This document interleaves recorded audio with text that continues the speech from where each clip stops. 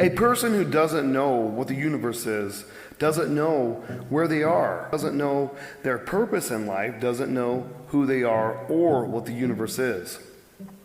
A person who doesn't know any one of these things doesn't know why they are here. So, what to make of people who seek or avoid the praise of those who have no knowledge of where or who they are? Marcus Aurelius. Thank you guys for listening to the Only You podcast. This is September, and it is library card sign-up month of the Only You. Get out there, sign up that library card, y'all. We are doing a great author this month, Carl Jung. I've been wanting to do him for a whole year because this guy, he's a psychoanalyst, he's a psychologist, he's a writer. He just has so many great ideas. He actually, piggybacked off of Freud a lot, and he went up against Freud, because there's three greats in the psychology world, and that's Freud being number one, Jung being number two, Adler being number three, and then William James would be number three as well, because they're all right up there, and they're just as big as the next. Thank you guys for tuning in. Today we're going to be doing the theory of psychoanalysis by Mr. Carl Jung at the Only You podcast. Freud came up with the theory that the subconscious contains universal memory called archetypes. A person of recent times that I can actually tell you about that could tap into his universal memory was a guy, actually his name was Edgar Cayce, and he was from Hopkinsville, Kentucky. And Edgar Cayce at one point would lay his head on books and go into this meditative state. And when he would awake out of the state, he would know everything that was inside of the books. And at one time, he actually led a surgeon into doing one of the first brain surgeries, if I recall right. A guy had gotten a nail stuck in his brain and on a construction site, I believe, and Edgar Cayce put his head on several different medical books, and when he came to, he actually walked the doctor right through the surgery, and sure enough, saved that guy's life. And if you have never heard about Edgar Cayce, he was supposedly a prophet, and supposedly he predicted 9/11. He was really somebody that was studied. I think he lived up until 1948. Very interesting guy, and Freud's theories are still used today, and Carl Jung actually, he idolized Freud for a while, but then he started realizing, which a lot of people say that Jung already had his mind made up when he came into the psychoanalysis world. In reality, he was there to oppose Freud, and they became friends all the way up until a point that they finally just decided, no, we're not going to do this anymore, because Jung was actually pretty much dissecting every little thing that Freud did, and that became all they ever wrote about. So they actually had a meeting and decided that they wouldn't do that anymore. And, it's unfortunate when you lose a friend because, tomorrow's only on the calendar of fools, you guys. And the more you realize that, the more you start living and the more you start caring about people. And today we're going to be doing the theory of psychoanalysis. I'm really excited to share this great read with you guys. And, there's several other reads I want to share with you, but this one I chose just for the fact that I needed to tell you is Jung's number one theory that he's most famous for is synchronicity. And synchronicity was a problem of causality. Could be approached direct relationships in which a cause and effect sequence could have an explainable effect were the common stock of science. He said, but what of those occurrences, physics and nature, which appear together in consciousness but have no apparent causal connection, and yet they have been significant for the inner life of the individual? As a simple example of Jung gave the case where he had ordered a white tuxedo. Yeah, listen to that. Yeah, he ordered a white tuxedo for an opera a week in advance. The day of the performance, he received news that a close friend had died, and the funeral, it would be the next day. So almost simultaneously, the tuxedo he had ordered a week before arrived, but the tailor had made the mistake of sending a suit of the wrong color, in this case, black, just was what he needed for the funeral that next day. Jung was less interested in the explanation that there was some mysterious force at work, and the explanation, that there was some mysterious force at work in the universe behind the scenes directly related to these events, and he was in the purport of his own psychic state, and he found a similar case in Swedenborg's ability. Swedenborg's another theorist of that time, and Jung actually did a lot of work with this guy, and Swedenborg's ability to describe in detail the progress of the Stockholm fire. The Swedenborg could have had some role in starting the fire, but having the thought was ludicrous to Jung. A more plausible explanation was that Swedenborg's experienced a fall of the threshold of consciousness, and corresponding images became activated in his brain. The archetype connection had to do more with Swedenborg's immediate psychic state, which gave him access to absolute knowledge. And I think this too, that like when your amygdala is, when your amygdala gets initiated, you're not able to just, stop fighting or flighting. It don't work like that. And that's what he's talking about right here. The absolute knowledge is when you use your medial lobes that are like there's two medial lobes and they're right above your eyeballs, and they are for mindfulness. So like when your amygdala the amygdala is in the middle of your brain, and when it gets activated, you're either going to fight somebody or you're going to run away from them.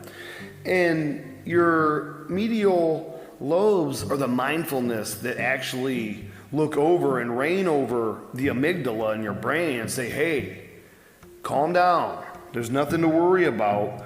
I'm absolute knowledge. And that's where absolute knowledge comes from right here, is from the medial lobes. And, a lot of people spend their lives in a fight or flight state, and you can get stuck like that for years and you never even exercise your medial lobes. And some human beings don't know how, because they were raised in such traumatic situations and they never come out of them. And they live in those situations forever. Impoverished ghetto areas, of the United States and other countries too. Thank you guys for listening to the Only You podcast, and hopefully you're enjoying this. We're going to talk about alchemical symbols. Jung's interest in the alchemy also included comparisons with Swedenborg, which I told you that's one of the guys that he loved to compare with. Jung had been first attracted to the alchemical symbols through his friend, the sinologist Richard Wilhelm.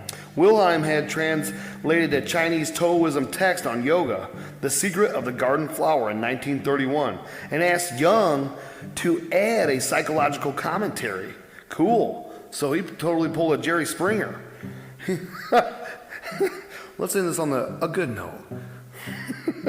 Fascinated with the implications that alchemy involved not formulas for the chemical change of lead into gold, but a complex symbolism for the transmutation of the baser elements of the personality into the more noble, Jung began a study of his own European alchemical tradition, which eventually led him to deciphering the psychological and spiritual meaning of the European texts.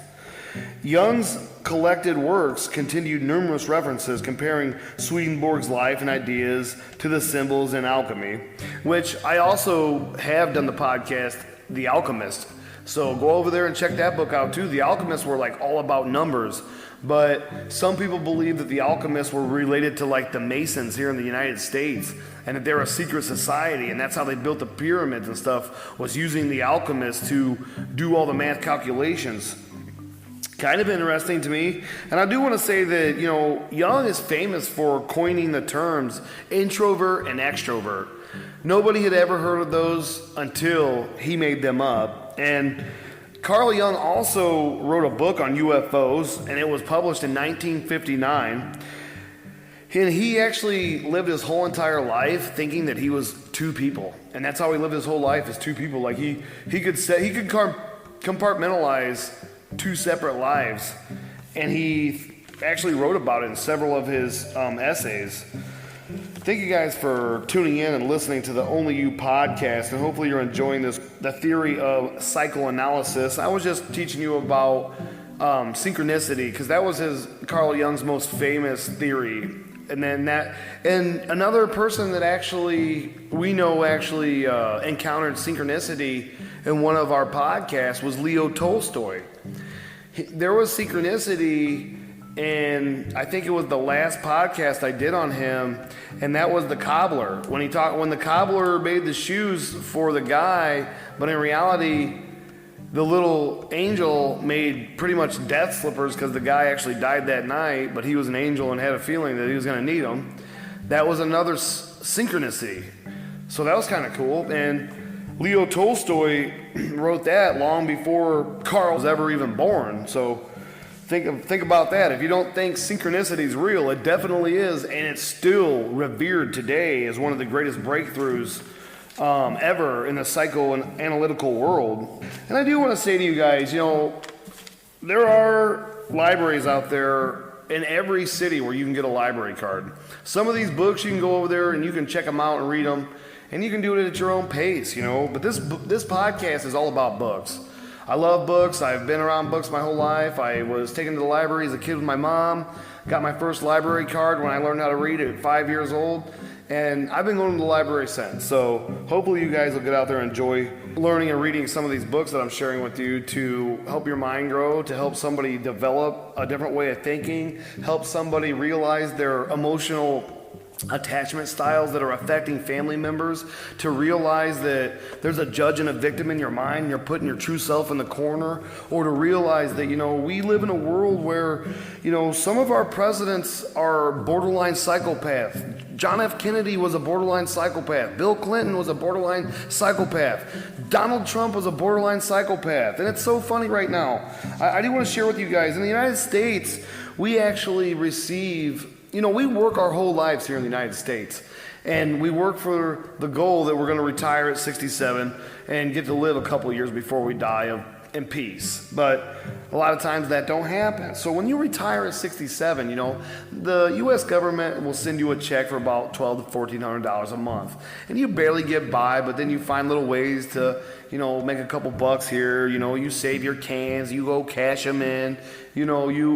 Whatever, you know what I'm saying? You find ways to make some money. But what really bothers me about my country is that, down there on the southern border, all you do is swim the Rio, crawl under the Rio Grande, however you got to do it to get here. And my government that's in office right now will hand you $2,200 to $2,400 a month.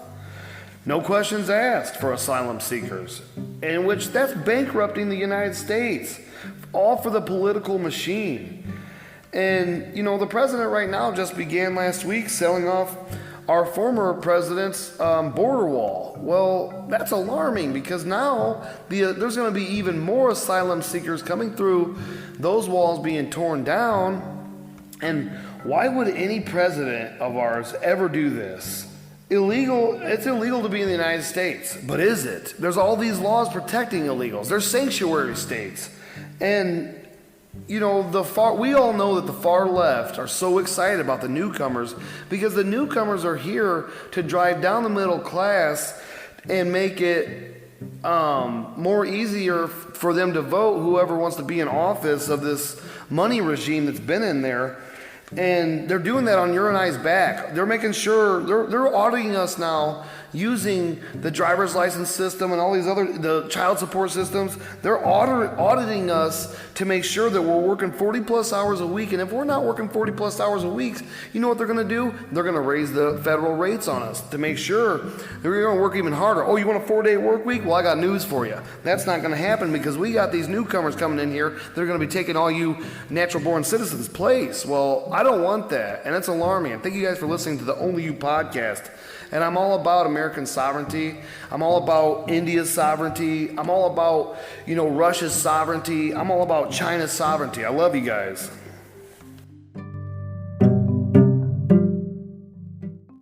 A Theory of Psychoanalysis by Dr. Carl Jung. The therapeutical principles of psychoanalysis. While the psychoanalysis, of course, knows of this therapeutic tendency to extricate the patient from his unhealthy fantasies, he also knows just how far this mere intricating of neurotic patients from their fantasies goes. As physicians, we should never think of preferring a difficult and complicated method. Remember, KISS. Keep it simple, stupid. Thank you guys for listening. As physicians, we should never think of preferring a difficult and complicated method, assailed by all authorities to a simple, clear, and easy one without good reason. Because nobody in the world wants to do something that's difficult, because most people get defeated because they don't believe. Most people don't believe that they have the ability to do things until somebody actually throws them into a position and they realize they can exceed at just about anything. I am perfectly well acquainted with hypnotic suggestion and with Du Bois' method of persuasion. And I do want to share with you guys that Paul Du Bois was actually a Swiss neuropathologist, and Dr. Jung's talking about him here right now. Du Bois actually wrote The Psychic Treatment of Nervous Disorders, and that was like his only book that he wrote. And Du Bois was 27 years old when Carl Jung was born, and I thought that was kind of interesting. And Du Bois's method of persuasion, it was believed necessary to appeal to a patient's intellect and reason in order to eliminate negative and self-destructive habits. Dr. Du Bois, he created a mythology that was a form of Socratic dialogue. And remember that we wouldn't know anything about Socrates unless if Plato had not wrote everything he said down. And that's how we know about Socrates, is because Plato wrote down everything because Plato was a student. He used a Socratic dialogue that used a doctor-patient relationship to persuade the patient to change his or her behaviors.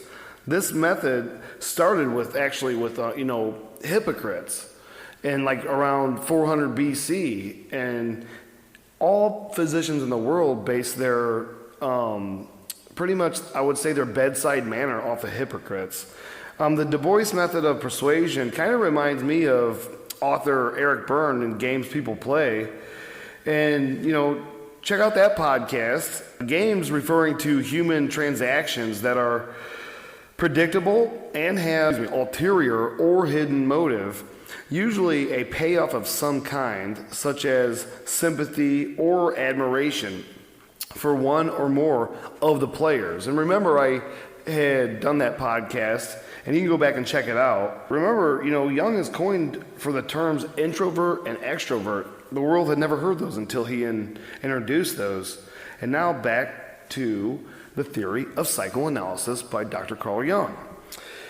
And thank you guys again for listening. The same reason I do not use the direct re-education de la volonté as the psychoanalytic method gives me better results. In applying psychoanalysis, we must grant the regressive fantasies of the patient, for psychoanalysis has a much broader outlook as regards the valuation of symptoms that have the above psychotherapeutic methods.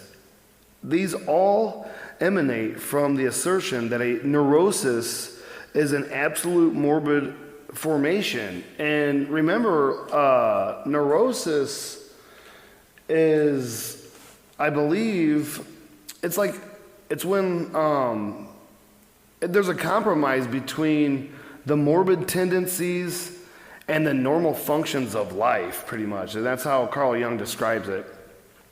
The reigning school of neurology has never thought of considering neurosis as a healing process, also of attributing to the neurotic formation a quite special teleological meaning. Neurosis, like every other disease, is a compromise between the morbid tendencies and the normal function. Yes, I just told you that. Modern medicine no longer considers fever as the illness itself, but a purposeful reaction of the organism. And remember, if you ever have a fever, that means your body's acidic. You want to try to drink as much milk, water, anything of a base product to get your body back to alkalized. And especially if you have a fever, just know that your blood is literally acidic at that point. And that's why the doctor always tells you, you need to be slamming water because you got to alkalize your body to heal. And not a lot of people know that about colds. Anytime you get any kind of virus or bacteria in your antibodies throw out white blood cells, that occurs. So anyways, back to the theory of psychoanalysis by Dr. Carl Jung. Neurosis, like every other disease, is a compromise between the morbid tendencies and the normal function. I want to share that one more time because that's important.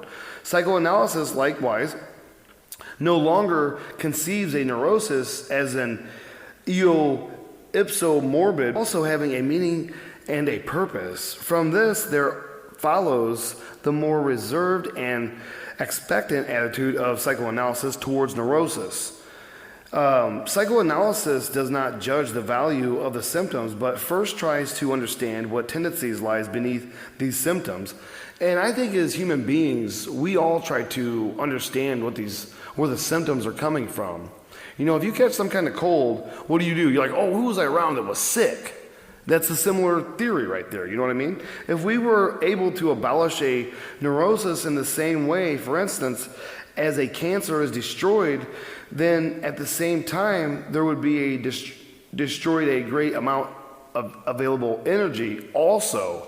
And that energy could be being used to fight that cancer off. And everybody in the world actually has the cells that are cancer in their bodies. Everybody.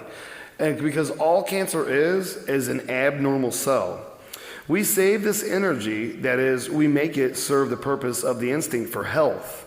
As soon as we can trace the meaning of these symptoms by taking part in the regressive movement of the patient, those unfamiliar with the essentials of psychoanalysis will have some difficulty in understanding how a therapeutic effect can come to pass when the physician takes part in the pernicious.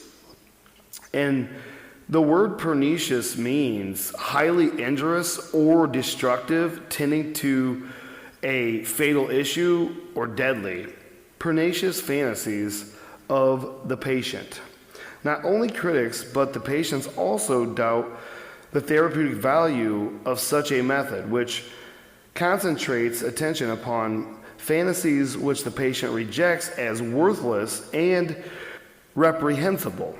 The patients will often tell you that their former physicians forbade them to occupy themselves with their fantasies and told them that they must only consider that it is well with them when they are free, if but momentarily, from their awful torments. So it seems strange enough that it should be of any use to them when the treatment brings them back to the very thing from which they have tried constantly to escape. The following answer may be made. All depends upon the position which the patient takes up towards his own fantasies. The fantasies have been hitherto for the patient an absolutely passive and involuntary manifestation, as we say he was lost in his dreams. The patient's so-called brooding is an involuntary kind of dreaming too. What psychoanalysis dreams from a patient is only apparently the same. It sounds like daydreaming to me. Only a man who has a very superficial knowledge of psychoanalysis can confuse this passive dreaming with the position taken up in analysis. What psychoanalysis asks from the patient is just the contrary of what patients has always done. The patient can be compared to a person who unintentionally has fallen into the water and sunk, whilst psychoanalysis wants him to dive in, as it was no mere chance which led him to fall in at just that spot. There lies a sunken treasure, and only a diver can raise it. The patient, judging the fantasies from the standpoint of his reason, regards them as valueless and senseless, but in reality, the fantasies have their great influence on the patient because they are of great importance. I would say to a patient they would be greatly important too. They are old sunken treasures which can only be recovered by a diver. That is, the patients, contrary to their wont, must now pay an active attention to their inner life.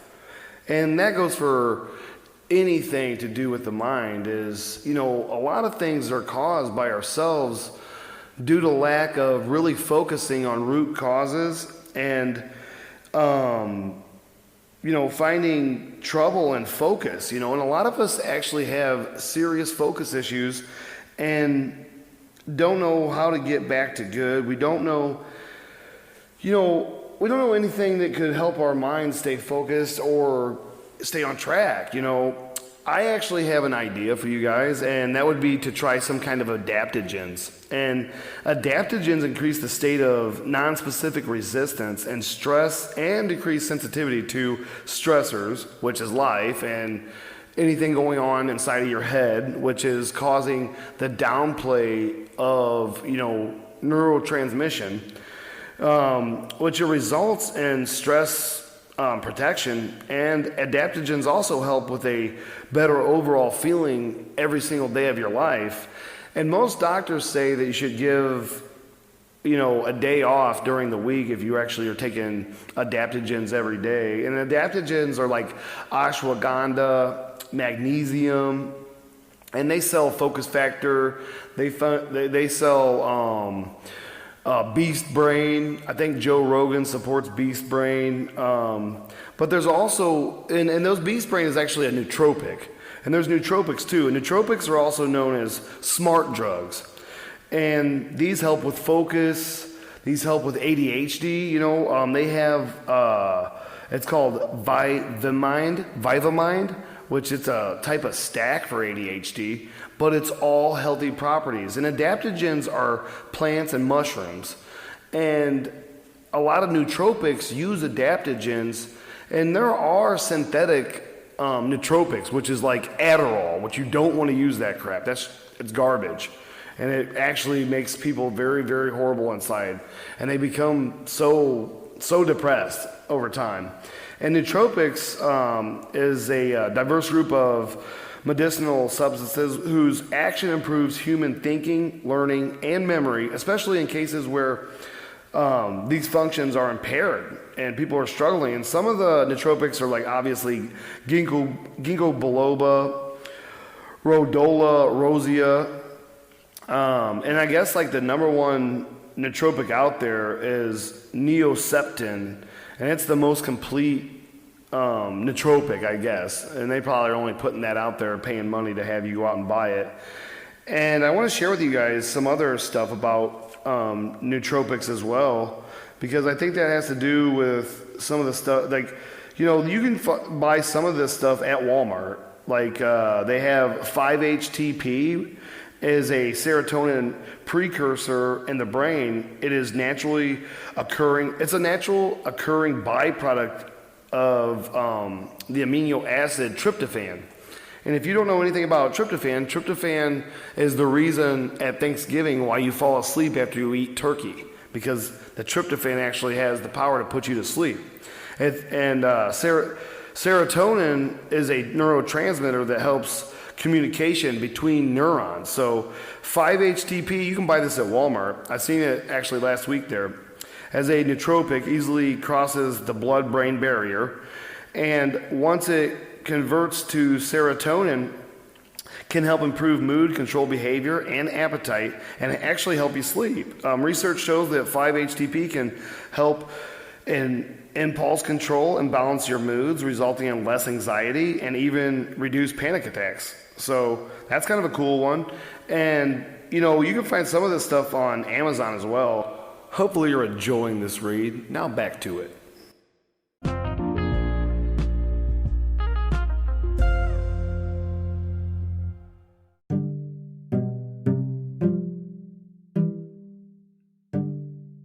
Thank you guys, and hopefully you're enjoying The Theory of Psychoanalysis by Dr. Carl Jung.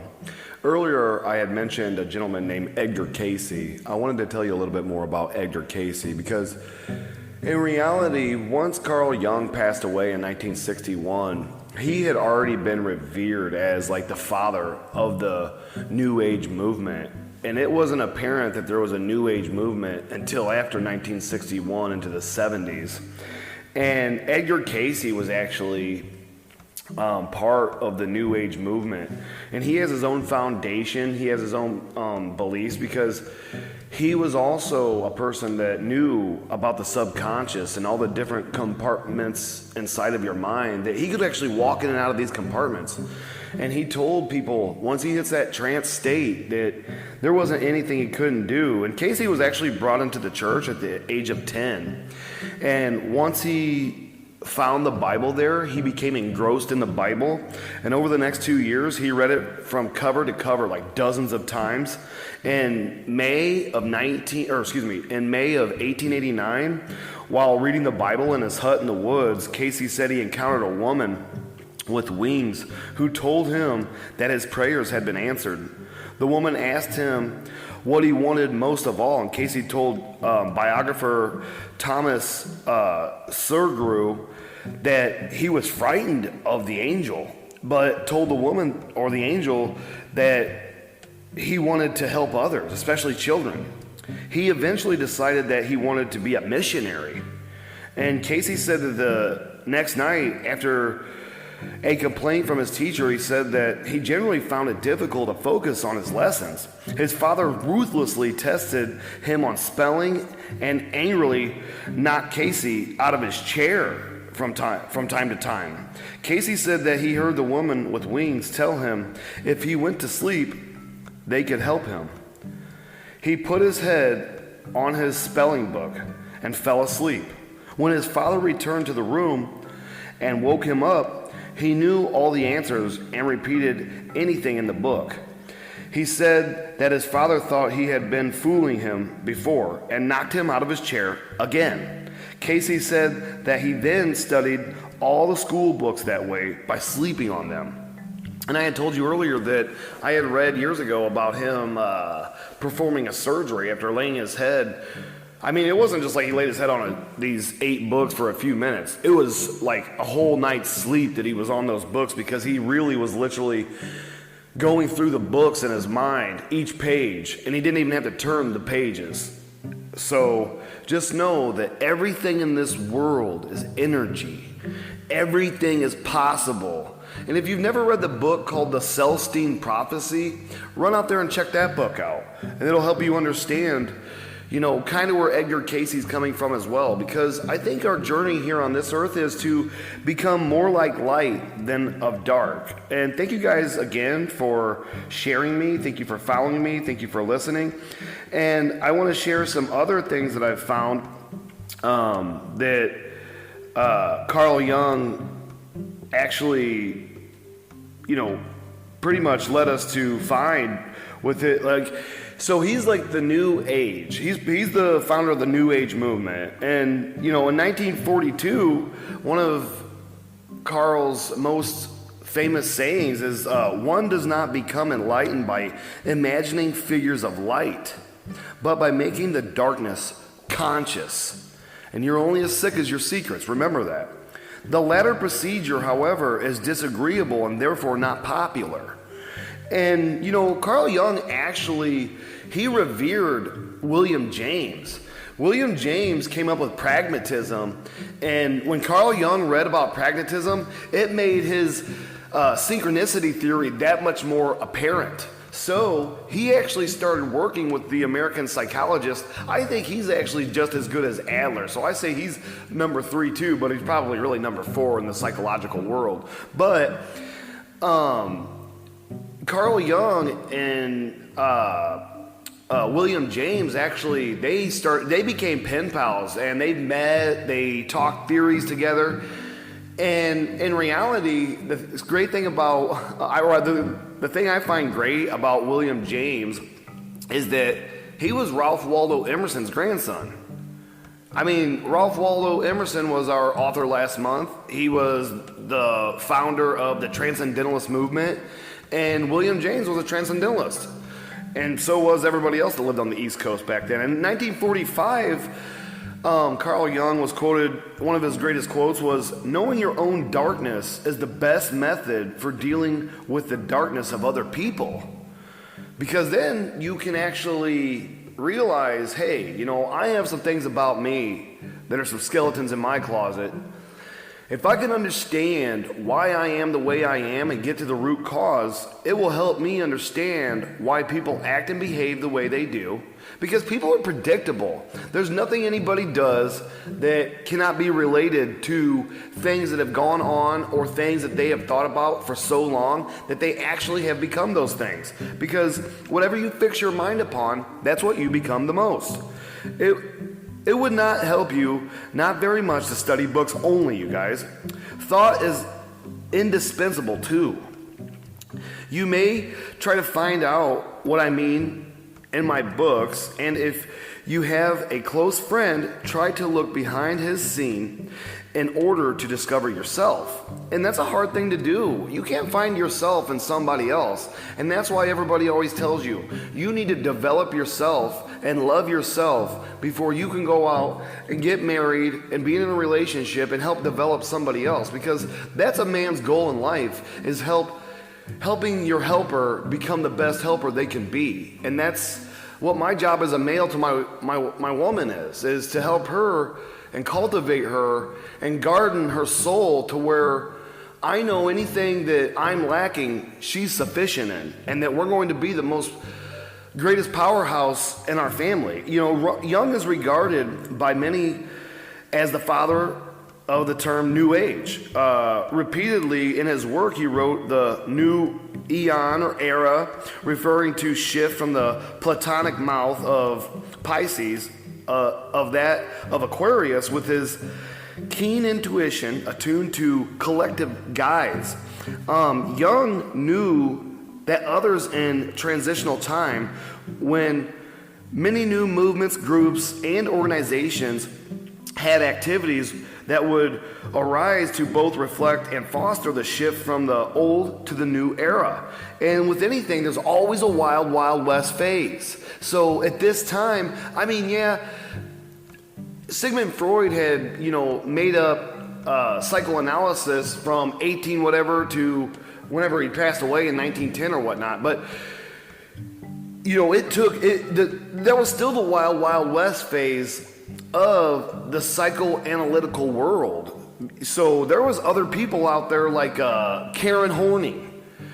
Karen Horney was her name.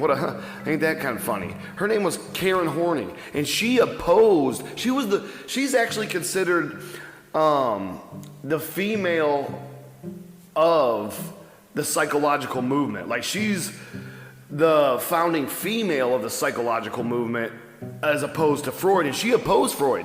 She stepped up to him and told him that his penis envy theory was wrong, that women don't even think like that. So penis envy is actually, Freud came up with a theory that said that women, by the time they hit puberty, they start realizing that they don't have a penis, so they start freaking out. Where's my wiener at? So they start looking around the house. No. Just kidding, y'all. Sorry, but that is true, though, that Karen Horney actually opposed Freud, and she proved that penis envy wasn't biological, that it was environmental, actually. And Carl Jung was so happy that she did, because it was crazy that everybody wanted to go up against the person that actually created this movement, the psychoanalysis and psychoanalytical world that we know today. Dying in 1961, Jung did not live to see most of these features of the last half of the 20th century, but he did encounter people who manifest an attitude common to many New Agers. In this essay, I will identify some of them. And the guy goes on to tell you all about Jung, and he even tells you about Edgar Casey here. Edgar Casey, in over 14,000 trance readings, opened up fertile avenues of investigation in an array of areas, including holistic health, Atlantis, and spirituality. His organization, the Association for Research and Enlightenment, which is still out there and they're still doing research, has carried on and expanded his work. Rudolf Steiner made many contributions, from biodynamic gardening Does that not sound really cool? I thought it did. I thought, wow, what is biodynamic gardening? So biodynamic gardening is actually a method that it pretty much is like farms aspire to generate their own futility through composting, integrating animals, and cover cropping, and crop rotation. In which I did learn about all that stuff when I took horticulture in college, as well as founding the Waldorf system of education. You know, this guy, Jung, is the father of the New Age movement. Really, he came to a point where he had so many great ideas that he was actually ushering in all kinds of psychologists in the next 50 years that you and I actually all know.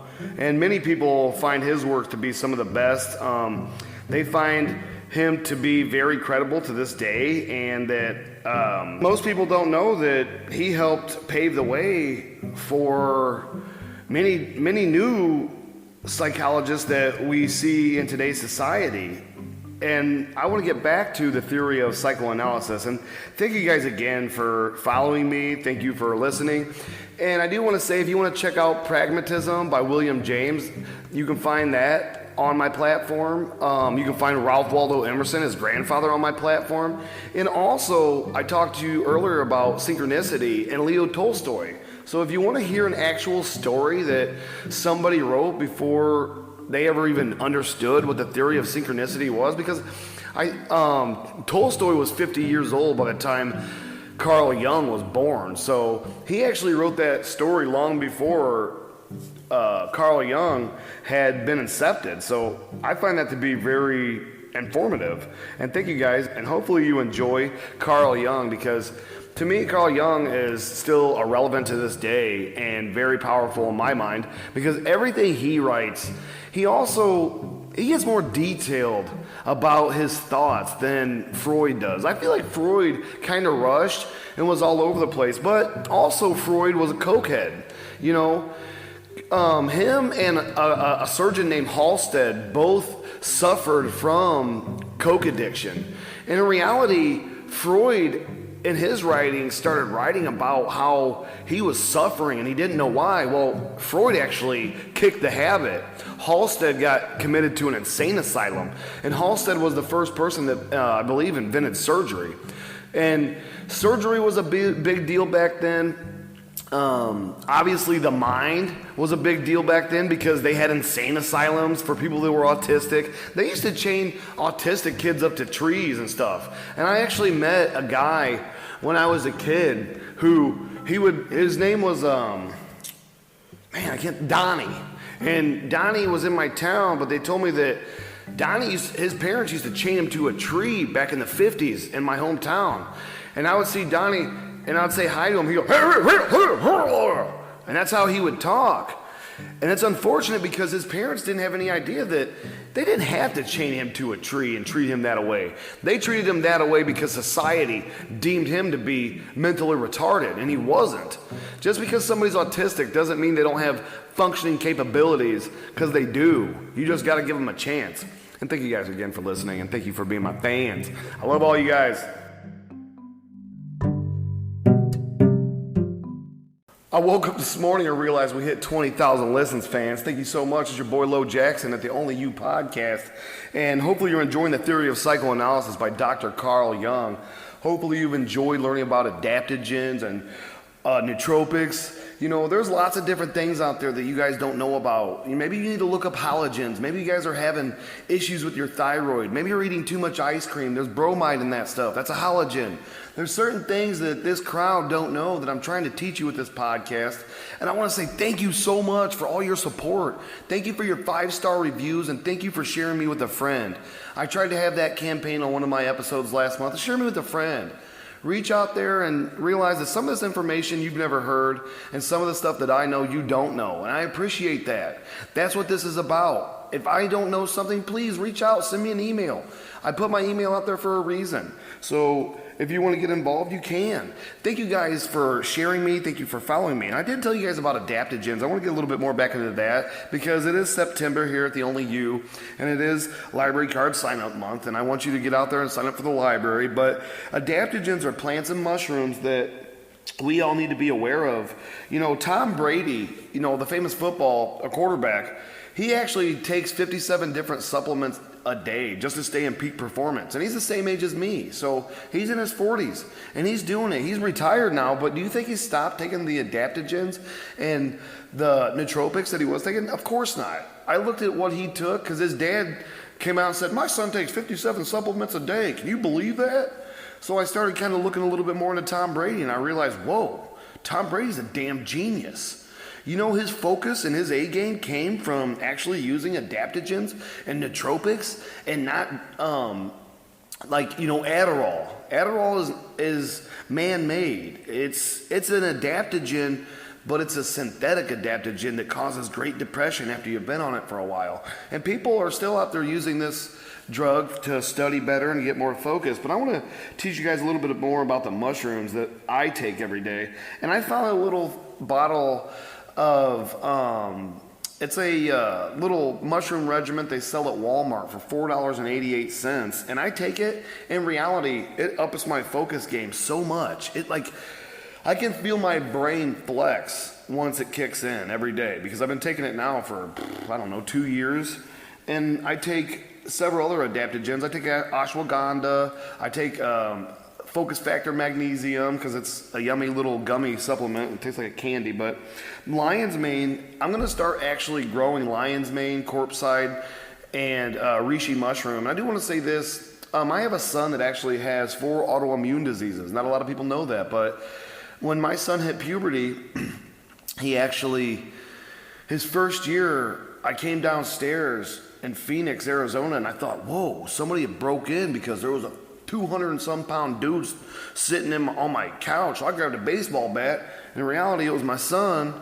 He was having an allergic reaction in my eyes, rushed him to the hospital. He was in the hospital for a month, and he wound up having nephrotic syndrome, which is a kidney disease, or actually an autoimmune disease. And the only thing I could find once I started researching that, because my son actually belonged to 2 specialists that only had 5 patients in the whole world. And my son was such a rare case that every year around September, the next year he actually went down for the count and he wound up being neutropenic to where his body stopped creating white blood cells. And then the year after that, he fell asleep and didn't wake up, and we had to rush across town to get him, you know, at somebody else's house because he was actually diabetic. As soon as we walked into the Phoenix Children's Hospital, he projectile vomited. They took his blood and they're like, he's diabetic. We're like, no, he's not. They're like, yes, he is. Gave him insulin, boom, came right back around. But in my studying, I found that reishi mushroom was like the only thing that actually helped the nephrotic syndrome stay dormant.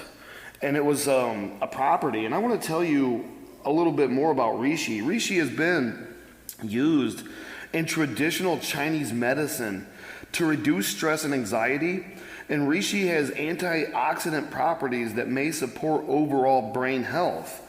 So maybe those autoimmune diseases are tied to the brain and the stresses of life, and then the more that people are stressed, I do believe the more that our DNA and our genes wind up passing on hereditary things that we create over time with generations, you know. And the main benefits of reishi are it helps manage stress, supports health, immunity function, and it's a super adaptogen. So anything to do with reishi mushroom, you want to check it out. And there's a lot more that it helps with than just that. Like it actually helps elevate kind of like blood pressure and stuff too. And I want to tell you about lion's mane, which lion's mane is one of the main mushrooms. It's regarded as one of the greatest mushrooms, honestly, in nootropics. It's due to its ability to boost cognitive performance, increase memory, and stimulate the development of brain cells. And it supports memory focus, supports nerve health.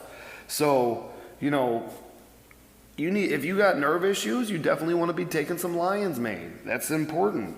And if you got severe nerve pain, remember, grind up some watermelon seeds.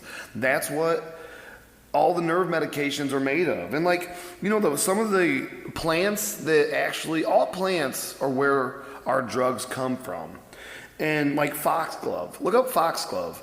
Foxglove is a beautiful flower. Well, that's where coumadin comes from, which is, for people with high LDL levels or high HDL levels in their system, and that's all, those are what cause people to have massive heart attacks. Like my dad, he died of a massive heart attack because his LDL levels were so high, but he also ate a lot of red meat and didn't exercise. Now, there's a mushroom out there called corpside, which its potential to enhance athletic performance is one of the reasons why corpside is well sought after in the athletic world. And corpsides also have antioxidant properties, and they support brain health.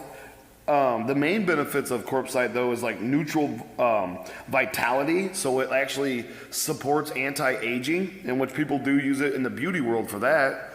And it supports endurance and recovery. So like, that's why athletes love and eat corpside. Like at every meal, they'll eat it because they're actually rebuilding themselves without, forcing the body to have to come up with all the properties to help, all the amino acids and everything to go into rebuilding muscles. And another one I want to talk to you about is chaga, a chaga mushroom, which is CHAGA. The chaga is rich in antioxidants and betulinic acid, which I have no idea what betulinic acid really is, you guys, but I will find out and I'll share it with you. And that is a naturally occurring terpenoid, which has a lot of anti-inflammatory properties. So that's a good thing. And it's good for anti-inflammatory properties and anti-malarial effects. So wow, check that out. That's interesting. I never knew that. So this chaga mushroom actually helps fight against malaria. And if you guys don't know anything about malaria, African people actually get sickle cell from cell mutation. It's the effects of their people actually having malaria and then passing on the malaria to a child. The blood and their neurochemicals actually created sickle cell.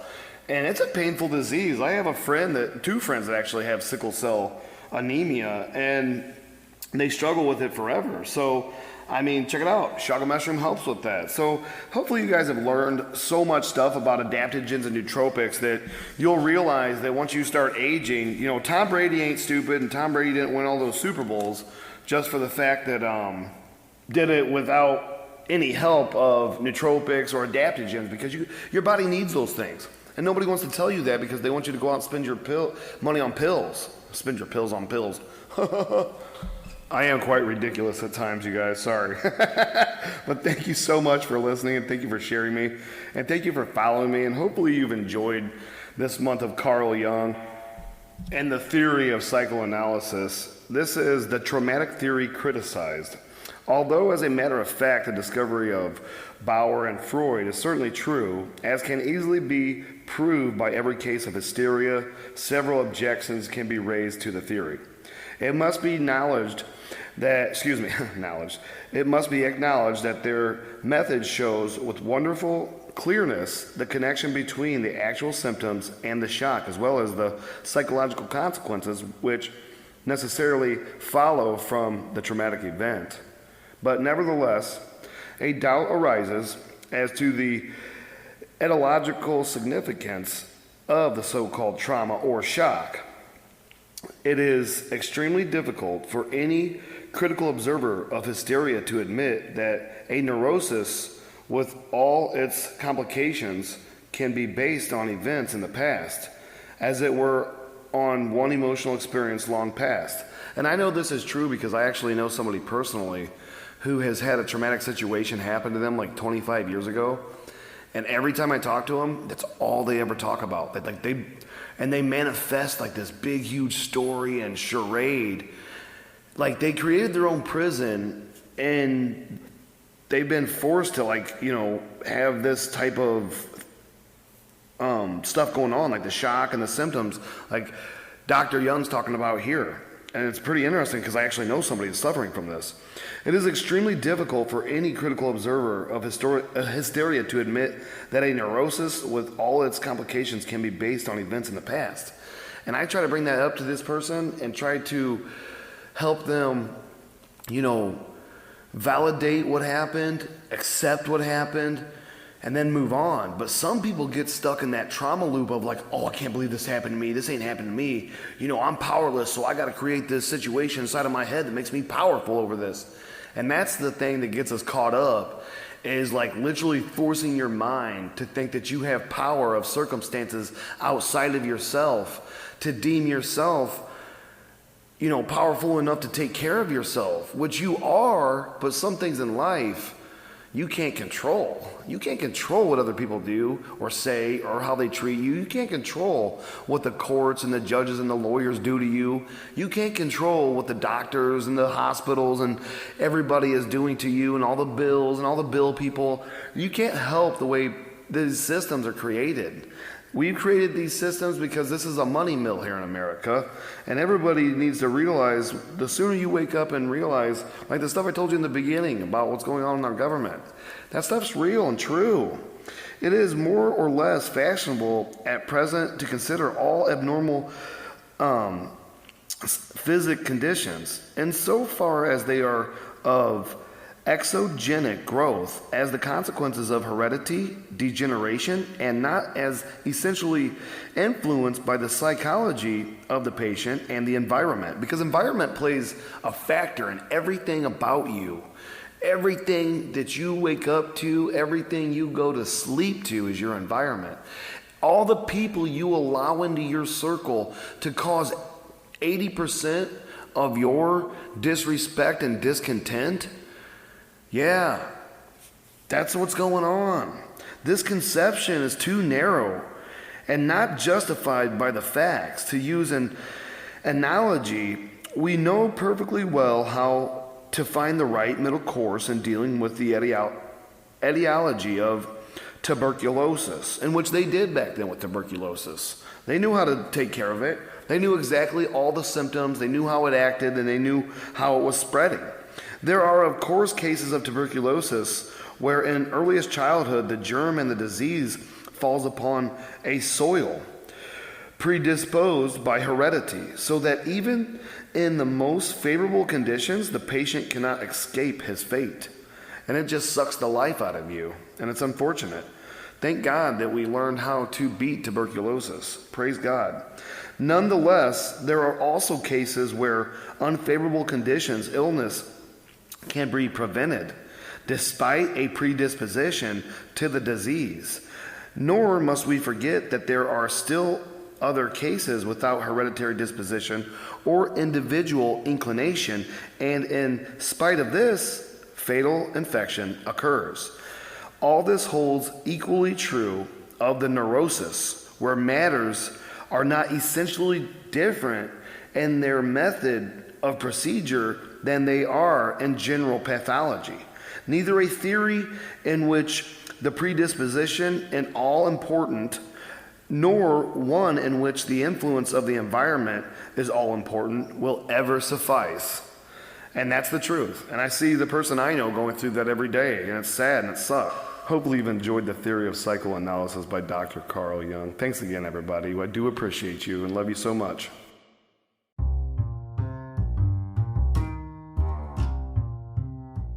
As the saying goes, everybody, love and be loved. 20,000 listens at the Only You and rising. Thank you so much, everybody, for your 5-star reviews. And I did come across somebody that wrote something really kind on one of my podcasts today. Spotify notified me that one of you guys posted on one of my podcasts. Thank you so much. That was the kindest review I had ever had. And I'm so glad that this podcast is informative. Thank you for letting me know that it's reaching somebody and teaching somebody something. That's so cool. I appreciate it. And keep on coming back because there's more to learn here. And I'm learning too, and I'm trying to learn more about editing, more about reaching more people, getting myself out there, and hopefully building something cool with you guys that in the future you'll be like, yeah, I was there in the beginning. That guy's a clown, but you know what, he really came around. And hopefully you enjoyed learning about adaptogens, nootropics, halogens, fluorides of halogens in your toothpaste. You know, if you're having certain kind of mood swings, anxieties, you know, you got to get some adaptogen into your body, but also go to a doctor and have them do a blood panel draw and see what your hormone levels look like. You know, there's hormone companies out there like Avexius. They actually pellet you and put the hormones you're missing after they do your blood test. They do a blood test to make sure once they give you the pellet. And Biotine's another pellet company, because peptides are important, and it's not steroids or anything like that. These peptides and like these companies, Avexius and Biotine, they have a lot to offer, and they're probably located somewhere near you. Get online, Google them, you'll find them, and they'll do a blood draw and get you back on track, because not all adaptogens are going to fix everything. But if you're having studying issues or focus issues on your job, or maybe you feel like your mind's deteriorating and Sudoku ain't doing enough, you know, try a mushroom regimen. You know, a lot of people believe, scientists especially, that human beings actually came from mycelia, that our DNA is closely related to the mycelia of, you know, ancient eras ago, millions of years ago. But anyways, you guys, thank you for the 20,000 listens. Thank you for going out there and getting a library card. Hopefully you've enjoyed all the different things I've told you about Carl Jung, and hopefully you've enjoyed the theory of psychoanalysis. And you know, William James and Carl Jung actually did write a book together called Doorways to the Self. Get out there and check that book out too. I thought about doing that one, but this next book I'm going to do, you guys, is going to blow you away. It's going to be one of your favorites, I promise. It's going to climb the charts. Thank you so much, and happy day to all you guys.